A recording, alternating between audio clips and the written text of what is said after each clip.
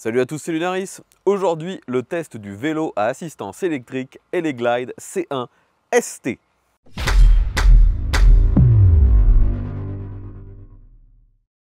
Les amis, ça faisait longtemps que je n'avais pas testé de vélo de la marque Eleglide. Et pourtant, il y a de ça environ 1 an et demi, 2 ans, j'ai eu l'occasion de tester quasiment l'intégralité de leur gamme.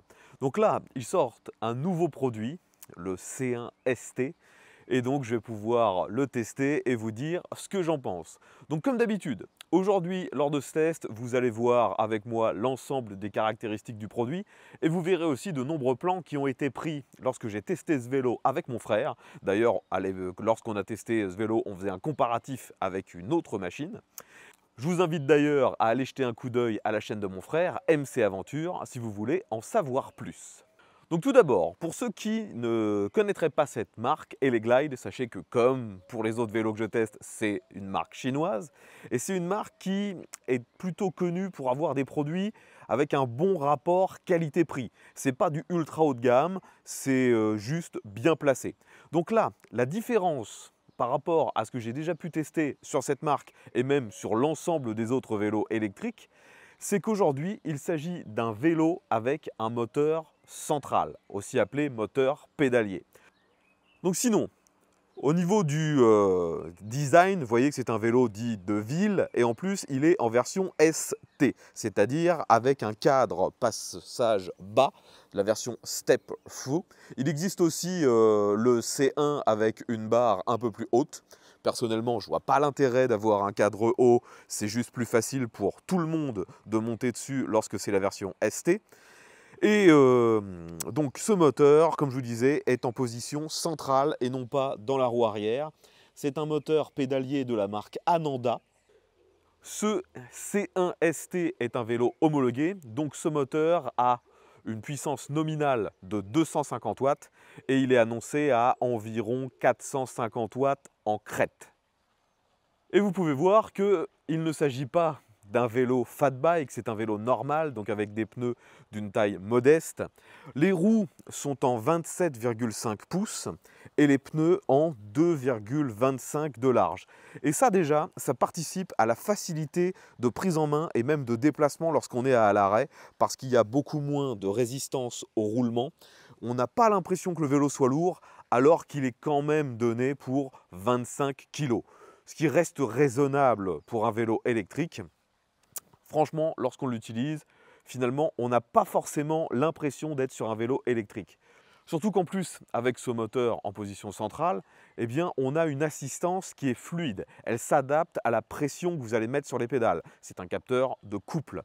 Et franchement, c'est ce que j'adore sur ce type de vélo. Ça fait qu'on n'a pas l'aspect un peu mobilette qu'il peut y avoir sur certains autres vélos électriques. D'ailleurs là, c'est un vélo homologué, il n'y a pas d'accélérateur, vous êtes contraint de pédaler. Et lorsque vous allez pédaler, vous pouvez demander une assistance du niveau 1 jusqu'au niveau 5. Et franchement, c'est plutôt efficace. Vous avez une aide, mais vous avez toujours ce sentiment d'être réellement en train de faire un effort, de réellement être en train de pédaler. Et c'est là la grosse différence avec les autres vélos électriques qui le plus souvent ont un moteur dans leur roue arrière. Lorsqu'on a un moteur dans leur roue arrière, souvent c'est très efficace, ça marche très bien, mais on n'a plus forcément ce sentiment d'être en train de faire un effort. Là, oui, on a ce sentiment d'être vraiment en train de faire du vélo. D'ailleurs, comme je vous l'ai dit, lorsqu'on a testé ce vélo avec mon frère, on le comparait à un autre qui, lui, n'avait pas un moteur pédalier, mais bien un moteur dans la roue. On est allé avec ces deux vélos dans une côte près de chez moi, une côte qui est assez connue, la côte des Deux Amants, qui est très raide. Et avec ce C1 ST, j'ai réussi à monter la côte sans réelle difficulté. Mais je tiens quand même à préciser que j'ai eu besoin de mettre beaucoup plus d'efforts avec ce C1 ST qu'avec l'autre vélo qu'on utilisait le même jour. Parce que justement sur l'autre vélo, il y avait un accélérateur, il y avait un moteur dans la roue arrière. Donc lorsque j'avais l'envie, je pouvais y aller sans mettre aucun effort, ce qui n'est pas possible ici. D'ailleurs, lorsque vous êtes en côte, Là, on a, pour vous aider, un dérailleur. C'est un dérailleur de chez Shimano, comme d'habitude. Et c'est aussi la même référence que sur quasiment tous les autres vélos électriques que j'ai pu tester. C'est du Shimano tourné. Et ça m'ennuie un peu.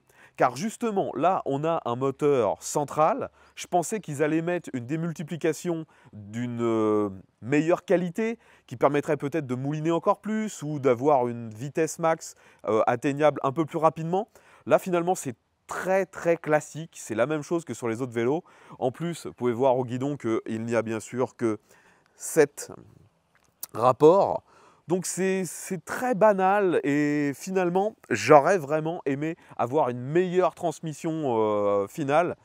Là, lorsqu'on veut vraiment mouliner, je trouve qu'on n'a pas un plateau qui permet de le faire suffisamment, même si l'aide électrique est présente. On est toujours dans la nécessité de forcer et donc on s'épuise. Clairement, c'est quand même bien plus physique d'utiliser ce vélo que d'autres équivalents que j'ai déjà pu tester dans la même côte. D'ailleurs, vous les avez déjà vus hein, si vous suivez mes tests régulièrement. Là, j'ai été assez surpris de voir que finalement qu'avec un moteur central, à l'utilisation, c'était plus difficile qu'avec un moteur dans la roue arrière. Néanmoins, j'ai réussi à gravir cette côte sans réelle difficulté. Ensuite, on l'a testé aussi bien sûr sur du plat et on arrive à la vitesse maximum autorisée pour un vélo homologué, soit 25.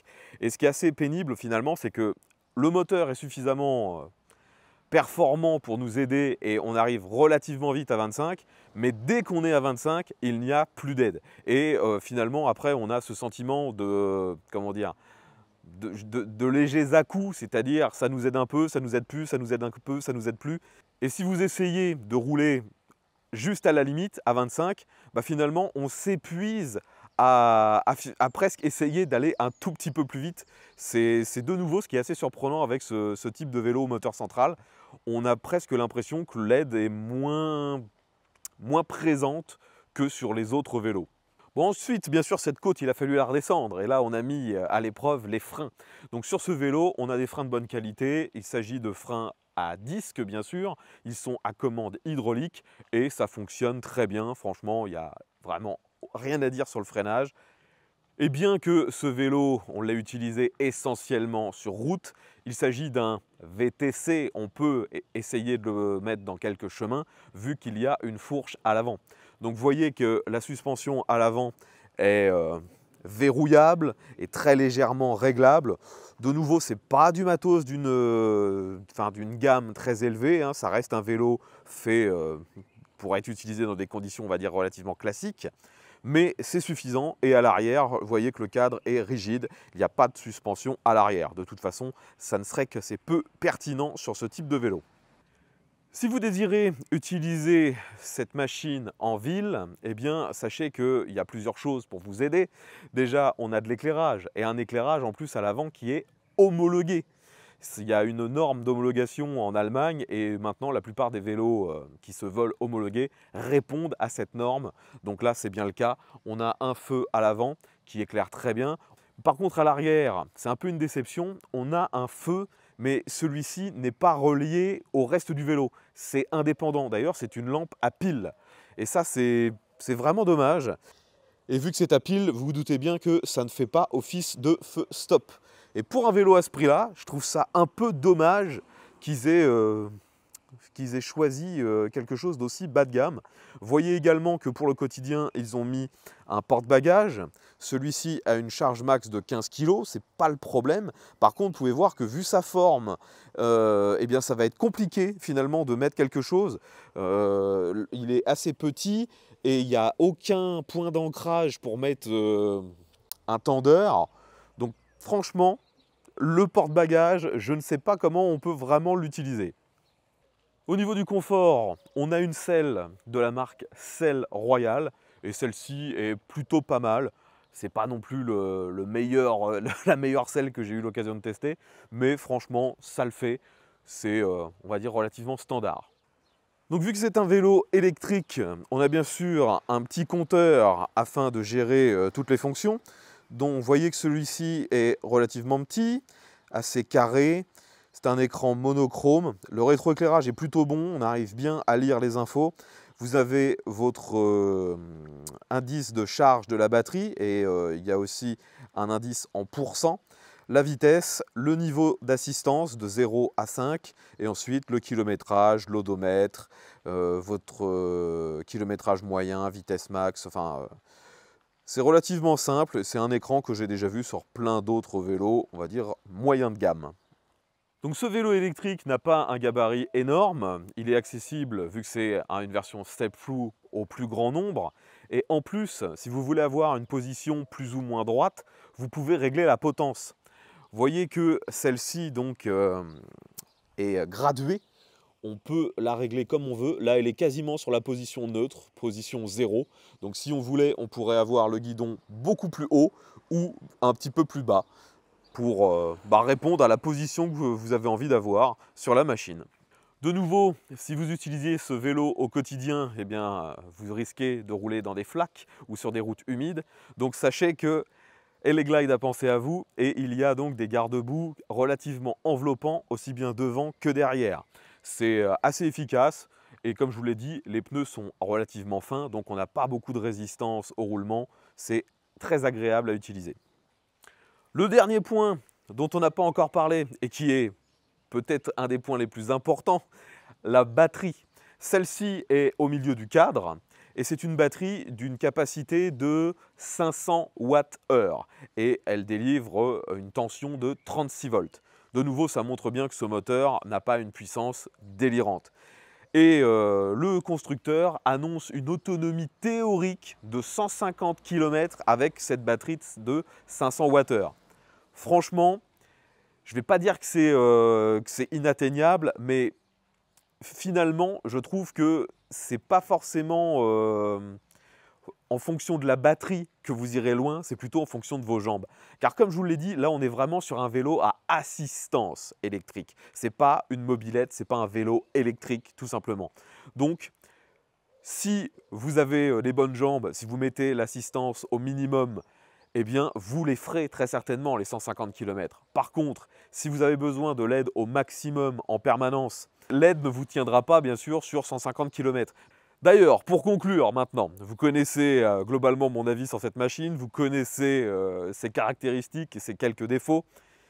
Maintenant, il faut parler du prix. Déjà, sachez que sur le marché des vélos électriques, ceux qui ont un moteur central sont le plus souvent beaucoup plus chers que ceux qui ont un moteur dans la roue arrière. Et là, Eleglide s'en sort pas trop mal car je crois que sur le marché actuellement, ça doit être eux les moins chers en moteur central. Celui-ci est en vente actuellement sur le site de Eleglide pour 1350. Donc oui, on pourrait se dire que c'est cher vu que la batterie n'est pas gigantesque, c'est que 500 Wh, le moteur n'est pas surpuissant, de toute façon il est homologué donc il ne peut pas être surpuissant. Mais gardez à l'esprit que les vélos donc en moteur central coûtent plus cher et les vélos homologués coûtent plus cher. Et lui, il a les deux. Donc là, rester à un tarif de 1350, finalement, ça peut sembler cher en termes de performance, mais comparé aux autres qui auraient les mêmes caractéristiques et l'homologation, bah non, il est très très bien placé ce vélo. Enfin voilà les amis, tout ce que je pouvais vous dire sur ce Eleglide C1 ST. Je rappelle qu'il existe également en version C1 normale avec un cadre un peu plus haut. Si vous avez des questions concernant ce vélo, l'espace commentaire est là pour ça. Si vous avez déjà pu le tester, eh bien, donnez-nous votre avis et donnez-nous aussi votre avis concernant la différence entre moteur central et moteur dans la roue arrière. Quelles sont vos préférences? Pourquoi? Est-ce que vous voyez des avantages à l'un plus qu'à l'autre? Ce sera intéressant d'avoir votre avis, vu que pour l'instant, malgré le nombre de vélos que j'ai pu tester, je ne trouve pas trop de pertinence aux moteurs centraux, vous l'aurez compris. Mon avis peut bien sûr évoluer lorsque j'en aurai testé d'autres à l'avenir. Allez, je ne vous embête pas plus longtemps. Je vous dis à bientôt et à tous.